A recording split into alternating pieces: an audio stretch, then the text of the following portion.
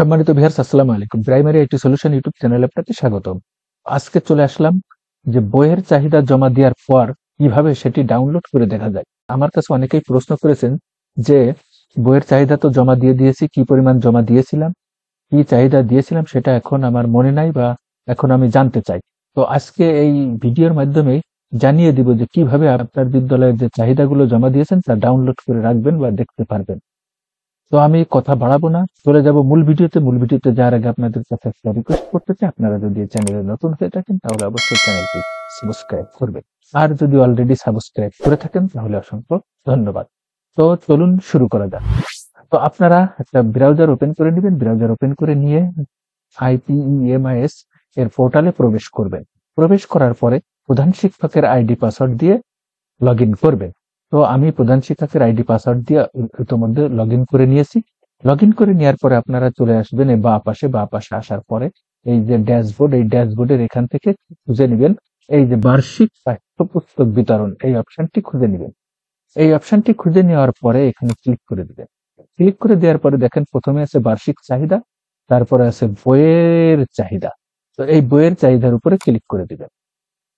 তো বইয়ের চাহিদার উপরে ক্লিক করে দেওয়ার পরে দেখেন এইখানে IPMIS এর 2 বছরের চাহিদা ইতিমধ্যে জমা হয়েছে।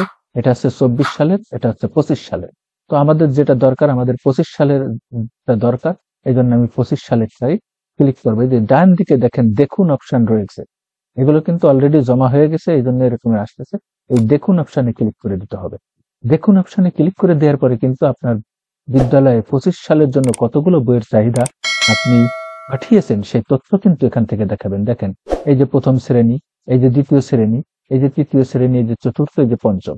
তো এইভাবে কিন্তু আপনার বিদ্যালয়ের তথ্য আপনি দেখতে পাবেন। তো এখানে দেখেন ডান দিকে কোনো প্রিন্ট অপশন নাই, এখান থেকে প্রিন্ট করা যায় না। তবে প্রিন্ট করা যাবে, কোনো সমস্যা নেই, আমি প্রিন্ট করাও দেখিয়ে দিব। আপনারা এখান থেকে কিন্তু এটা লিখেও নিতে পারেন। একদম সহজভাবে আপনারা এখান থেকে দেখে দেখে লিখে নিলেন যে প্রথম শ্রেণীতে 35টি, তারপরে দ্বিতীয় শ্রেণীতে 36, তৃতীয় শ্রেণীতে 39, এভাবে করে। আর যদি প্রিন্ট করতে চান তাহলে এখান থেকে Ctrl P দিয়ে দিবেন।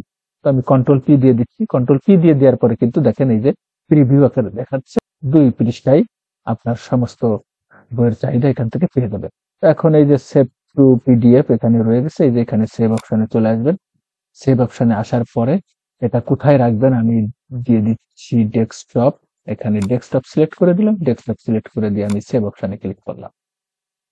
তো সেভ অপশনে ক্লিক করার সাথে সাথে কিন্তু এটা সেভ হয়ে ডেস্কটপে চলে গেছে। তো আমি ডেস্কটপ থেকে একটু দেখিয়ে দিচ্ছি। এই যে চলে আসছে, আমি এখান থেকে একটু ওপেন করে নিচ্ছি।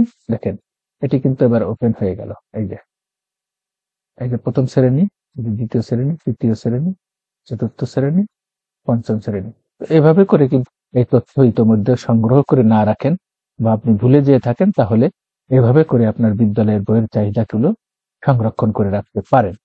তো সবাইকে অসংখ্য ধন্যবাদ ভিডিওটি দেখার জন্য। ভিডিওটি দেখে যদি উপকৃত হয়ে থাকেন তাহলে ভিডিওটি সবাই দেখার জন্য শেয়ার করে দিবেন, পাশাপাশি লাইক কমেন্ট করবেন। পরিশেষে সবার সুস্বাস্থ্য ও মঙ্গল কামনা করে আজকের মতো এখানে শেষ করছি। আল্লাহ হাফেজ।